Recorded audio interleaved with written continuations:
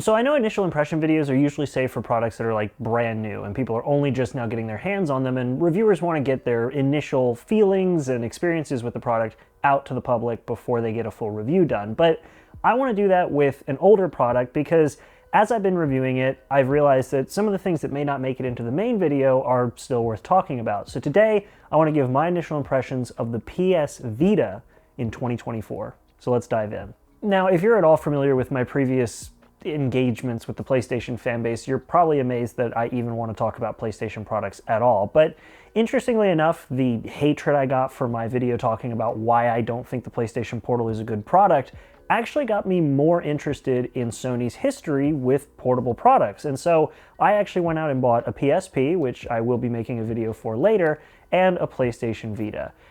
So here we are. And like right out of the gate, I gotta say the hardware, aside from the thumbsticks, which I'll talk about in a minute, feels really good. This is a second revision and the buttons feel super clicky. You have the internal storage, which was an upgrade from the first generation, and this uses micro USB, which I have way more of than a proprietary Sony plug. So no proprietary internal media and no proprietary plug that I have to use to charge it. It's just micro USB and it already had internal storage. Freaking awesome. There's also this, from everything I can tell, glass back, which is a touch surface, and then they put little spots here for your fingers so you can play a game without touching it, though I haven't played a game yet that actually uses this, so your mileage may vary, I guess. There is one downgrade that I saw a lot of people talking about from Revision 1 to Revision 2, which is that the first revision had an OLED display, and this revision is an LCD display.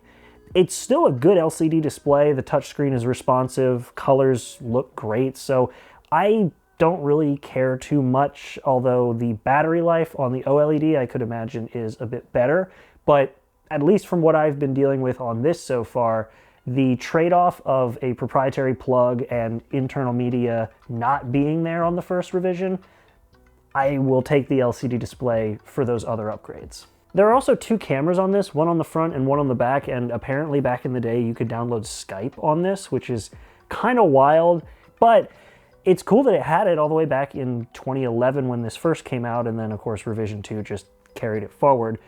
If this was a handheld that I had back in the day as opposed to a smartphone, I tell you what, the cameras, as bad as they are by today's standards, that would be pretty cool back then.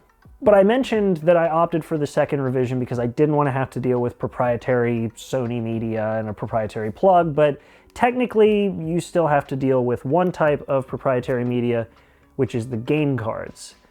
Or at least normally you would, but there are these really cool PS Vita adapters, which I've been using so that I can have a regular memory card since, well, I'm willing to pay retail for a game cart for these devices, but I'm not willing to pay resale prices for one of these cartridges. So yeah, I am using an SD card adapter to put an SD card into the game slot on this for totally legitimately acquired programs. Look, if you want my honest opinion on getting games for this thing one way or another, if Sony doesn't care to preserve the content that they put on each of their platforms and just want to ditch the old to go to the new and forget the old, then they shouldn't care how people put content on this after they've already abandoned it. I did a whole video talking about game preservation and the good and the bad and the ugly. You can check it out over there. But generally, I'm going to refer to what I've put on this as programs, but we all know what's going on. Which actually takes me to the next point, which is that these are very easy to access. I mean, again, considering that Sony dropped support for these off the face of the earth once they consider the product slightly over the hill, who cares if you're going to do stuff like that? But again, I will just say accessed. But I'm going to talk more about that stuff in the review that's coming later this month. So if you don't want to miss that, definitely make sure to subscribe and hit the bell notification so that way you'll know when it comes up. One of the things I do want to talk about in this video, though, is that this has been an absolute joy to review. The setup was super easy. I was able to connect it to my PlayStation account with no issues, even though Sony doesn't care about this thing anymore. And interestingly enough, I was worried about compatibility because this thing is from Japan. Here in the States, we only got the blue and black colors, but Japan got all the cool colors, and I wanted white because white was the same color as the PlayStation Portal. Yes, I am that petty. The only noticeable difference I ran into was that the O and the X buttons, in terms of what they do, were flipped. In Japan, O is accept and X is decline, and in the States, it's the opposite. However, with the software that I use to access the device, you can actually flip those. So I basically turned it into a North American PlayStation Vita, which wasn't actually that hard. And really, the button inversion and the color were the only two things that made this a Japanese console, because this device is region-free. So when I picked up a cartridge that wasn't being completely overcharged for, and I put it in here, even though it was a North American game cartridge on a Japanese console, it loaded up fine and played perfectly, because, again, region-free. Doesn't matter where you buy the game, it'll just play. That is so cool. And to just briefly touch on the gaming experience with this thing, I was genuinely impressed with how good the games that I did play looked, and the fact that they played extremely well on this device despite its age. Like, I know that the games that come out for the console will be optimized for the console, but like, it looked really good, way better than I was expecting from something like this. And I would say it's probably fair to assume that this SoC's performance is also why the interface runs as well as it does. But I will say the interface is very of its time. I think it's probably the only thing on this device that reminds me that it's from the early 2010s. You have this kind of peel away paper lock screen and a paper theme anytime you go to open an app, and all the bubbles are kind of futuristic but skeuomorphic because they still seem like physical objects, and they open to a piece of paper that you can either then open the program with or peel away to close them entirely. It's of its time, but at the time I feel like it would have been pretty mind-blowing.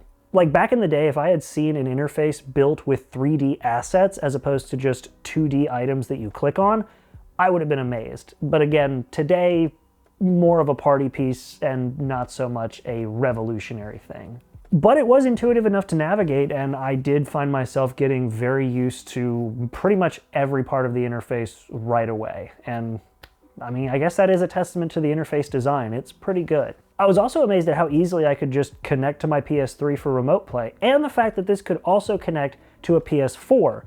And apparently with some modifications through the software that I was using to access the device, you can also get it to remote play through a PS5. I did talk about this briefly in my PlayStation Portal video, which I will begrudgingly put there, and I had never personally experienced it, but it was surprisingly easy. A little different from what PlayStation does with the Portal today, but still extremely easy. And then, of course, when I go off Wi-Fi with this thing and just take it on the go with me, I can load up another game and continue to play.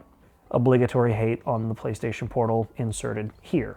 Oh, that was in parentheses. I was not supposed to read that off the script out loud.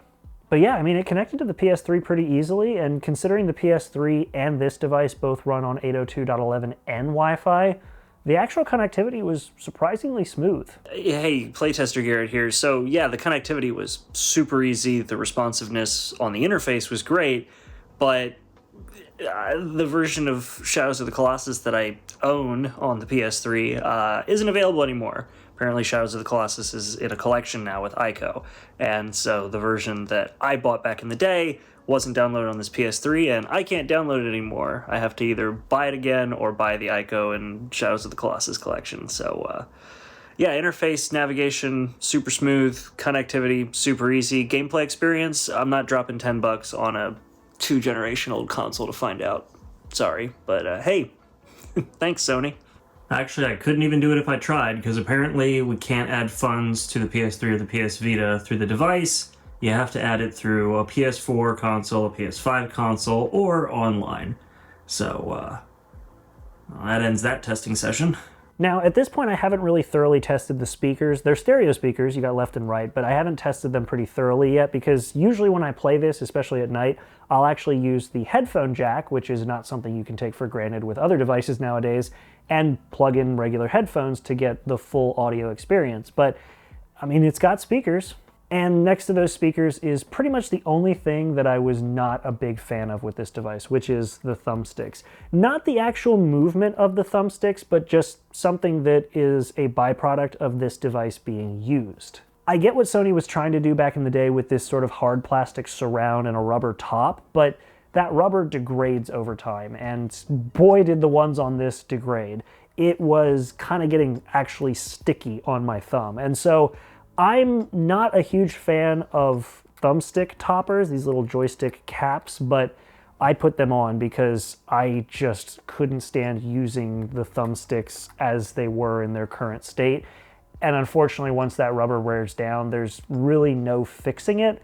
And if you rub away enough of it, you're eventually just going to remove the rubber. So I decided to just give up on trying to fix it and putting caps on them. And once I put caps on them, this has been fine. The actual playing experience with these thumb caps have been great. The actual movement of the thumb sticks is fine. It's about what I would expect for a handheld. It's a little less than what you get on the Nintendo Switch, and obviously way less than what you get on a full-size controller, but if I'm taking this thing on the go, I'm expecting a slightly compromised experience overall, and I wouldn't even really call these super compromised, just, you know, less than a full console.